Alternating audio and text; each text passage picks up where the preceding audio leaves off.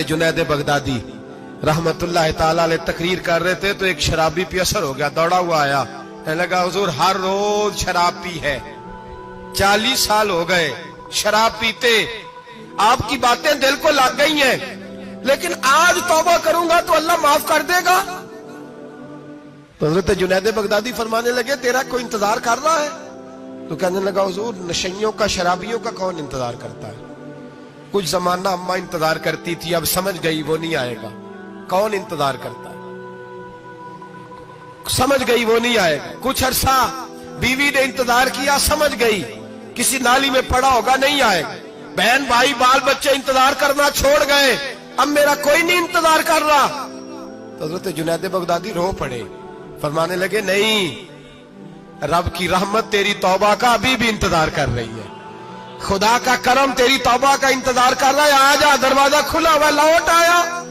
वो शख्स कहता है जब बात सुनी तो अल्लाहू अकबर कहा, कपड़े फट गए, कदमों में गिरा, वुजू किया, गुस्ल किया, मस्जिद आया, कहने लगा या अल्लाह तू वाकई राजी है, वाकई राजी है? तो फरमाते हैं जब वो रो रो के ये दुआ कर रहा था तो मस्जिद के हर कोने से आवाज आने लगी, तूने सच्ची तौबा कर लिया तो तेरा रब राजी हो गया है, इनको पकड़ के लाओ। और हजरत जुनैद ने ये बात सीखी कहां से? हजरत सीरी सख्ती से। हजरत सीरी सख्ती आपके मुर्शिद तो गुजर रहे थे गली में, एक दरख्त के नीचे रश बड़ा था, दरख्त था तो लोग वहां इकट्ठे थे, रश था तो आपने कहा जुनैद पता तो कर यहां क्या है? लोगों ने कहा हुजूर एक शराबी शराब के नशे में मस्त ऑल फॉल बोल रहा है और लोग तमाशा देख रहे हैं। हजरत गए, छड़ी हाथ में थी, जवानों से कहा चलो निकलो भागो, सब लोग चले गए। तो फरमाया जुनैद जा प्याले में पानी ला। फरमाते मैं पानी लाया तो हजरत ने अपने हाथों से उसका मुंह धो डाला। अल्लाह करे इनका कोई मुंह धोने वाला ही आ जाए, अल्लाह करे कोई आए जो इनका मुंह धो डाले। ये तो बेचारे अब उलझ गए गुनाह में, कोई आए इनका बाजू थामे, मुंह धो डाला। और धो के ना मुंह, तो रब करीम के वली की आंखों में आंसू आए और कहने लगे अल्लाह मैंने मुंह इसलिए धोया है कि जितने लोग शराब की बू सूंघेंगे इसके शराबी होने पे गवाह बनेंगे। चलो अब मुंह धोया है, कोई बू तो नहीं ना सूंघेगा, और लोग तो गवाह ना बनेंगे कि शराबी है। और फिर रो के कहने लगे ए अल्लाह जो मेरी ताकत थी वो मैंने कर दिया, अब जो तेरे कब्जे में है तो भी रहमत फरमा। मेरी ताकत में मुंह धोना था, मैंने धो डाला है, तू दिल धो दिया करता है, मेहरबानी कर इसके दिल को भी सफाई अता फरमा दे। ये कह के चले गए। फरमाते हैं हजरत जुनैद में तहज्जुद का वुजू करा के जनाबे सीरी सख्ती को मस्जिद में लेके पहुंचा तो वो शराबी मुझसे पहले मस्जिद में बैठा हुआ था और आवाजें आ रही थी, सिर्री तूने मुंह धोया था तो हमने दिल भी धो डाला है, धो डाल इनके बाजू था। इमाम बहकी ने दलाइल के अंदर लिखा है, फरमाते हैं नबी करीम सल्लल्लाहु अलैहि वसल्लम ने उनकी तरफ देखा तो हुजूर की मुकद्दस आंखें आंसुओं से भर गई।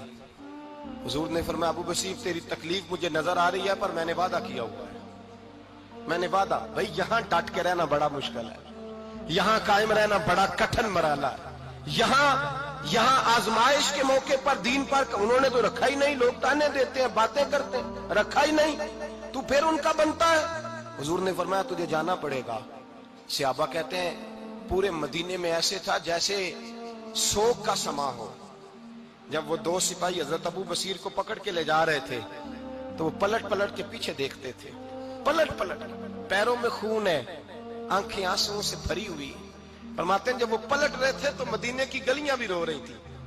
मेरे नबी पाक जब वो आंखों से ओझल हो गए तो हुजूर बैठ गए जमीन पे, नबी पाक ने रोना शुरू कर दिया। फरमाया अल्लाह तूने इस शख्स की मदद फरमानी है, इस पर करम करना है, अल्लाह इसका ख्याल फरमाना। उसके लिए दुआ की, हुजूर रोए। हजरत अबू बसीर बाहर निकले तो वो जो काफर थे ना वो कहने लगे तू बड़ा बनता था उनका, उन्होंने तुझे रखा नहीं, तुझे रखा भी नहीं। तो हजरत अबू बसीर ने थप्पड़ मारा मुंह पे, कहने लगे मैं वो नहीं जो थोड़ी सी बात से बदल जाऊं, ईमान यकीन और इस्तिकामत की दौलत मिली हुई है। आप फरमाने लगे मेरा तो ईमान और पुख्ता हो गया है कि मेरा नबी अपने वादों का बड़ा पाबंद है, मेरा रसूल अपने वादों का बड़ा पाबंद है। हजरत अबू बसीर कहते हैं मदीने की सरहद गुजर गई तो मैंने खींची तलवार, उनमें से एक सिपाही अब आओ मेरे मुकाबले में जिसने आना। एक को मारा, दूसरा भाग गया। فرماتے اب میں مکے جا نہیں سکتا تھا، جاؤں گا تو وہ زیادہ ماریں گے۔ مدینے حضور نے قبول نہ فرمایا۔ فرماتے ایک جنگل میں جا کے العیس نام کی ایک بستی تھی، وہاں ڈیرا لگا لیا، دریا کے کنارے، پانی پی لیتا، پتے کھا لیتا، تن تندور ہڈاں دا بالن تے اسی ہاواں نال تپایا، کپ کپ مکیاں پیڑے کیتے تے اتوں صبر پلیتھن لایا، تن دی ہانڈی تے من دا سالن اتے لون صبر دا پایا۔ غلام فریدا وے میں ساری تیری، غلام فریدا وے میں ساری تیری، تینوں اجے یقین نہیں آیا؟ فرماتے سالوں پتے کھائے، اب جو بھی وہاں سے تنگ ہوتا وہ میرے پاس آ کے پناہ لیتا، جس کو مکے والے مارتے میرے پاس آ کہتے، تانے دینے والے آ کے کہتے ہو تم کس طرح کے نوکر ہو، تمہیں تو انہوں نے رکھا ہی نہیں۔ ہم نے کہا چپ کر جا، وہ ہمارے آقا ہیں، وہ ہمارے آقا ہیں، رکھے تب بھی ٹھیک ہے، نہ رکھے اللہ اکبر۔ ایمان دیکھو، قوت دیکھو، جیڑیاں خسماں دی وچ رضا بسن، پاگ جاگ جاندے انہاں گولیاں دے تے میں گڈی ہتھ ڈور سجن دے، او جنج رکھے اونج رہنا ہے، واجب نہیں جے وچ شریعت مندہ قسم نو کہنا۔ فرمایا بس ٹھیک ہے، جس طرح حضور راضی ویسے ہی ہم راضی۔ حضرت ابو بصیر رضی اللہ تعالیٰ عنہ کے پاس 300 صحابہ اکٹھے ہو گئے، 300۔ حضرت ابو بصیر جب مدینے کی سرحد سے گزر رہے تھے نا تو نبی پاک نے ایک آواز دی تھی، فرمایا ابو بصیر ایک وقت آئے گا کہ میرا پیغام تجھ تک پہنچے گا، ایک ٹائم آئے گا۔ حضرت ابو بصیر سے جب کوئی کہتا نا کہ زندہ کس بات پہ ہو تو فرمانے لگے مصطفیٰ کے فرمان پہ بڑا یقین ہے، بلاوا آئے گا، مجھے بلاوا، مجھے یقین ہے کہ مجھے بلاوا، بڑی امید ہے سرکار قدموں میں بلائیں گے، اور کرم کی جب نظر ہوگی مدینے، مجھے یقین ہے کہ مجھے بلاوا۔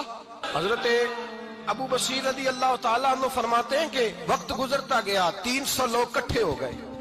جب کوئی مسلمانوں کا قافلہ مکے کے پاس سے گزرتا تو مکے والے لوٹ لیتے تھے۔ حضور نے بھی اجازت دی مدینے والوں کو، اگر ان کا قافلہ کوئی آئے تمہیں بھی حملے کی اجازت ہے، کفر کا مال مال غنیمت ہے۔ حضرت ابو بصیر کہتے ہیں جب بھی ہمارے قریب سے وہ رستہ تھا شام کی طرف جانے کا، جب بھی کافر گزرتے ہم ان کے قافلے پکڑ لیتے، لوٹتے، ہم بھی ان کو اس طرح کی سزا دیتے جو مسلمانوں کو دیتے تھے۔ فرماتے ان کا جینا محال ہو گیا، ہاتھ باندھ کے نبی پاک کی بارگاہ میں گئے، کہنے لگے یہ شرک ختم فرما دیں اور آپ ان کو بلا لیں، بلا لیں۔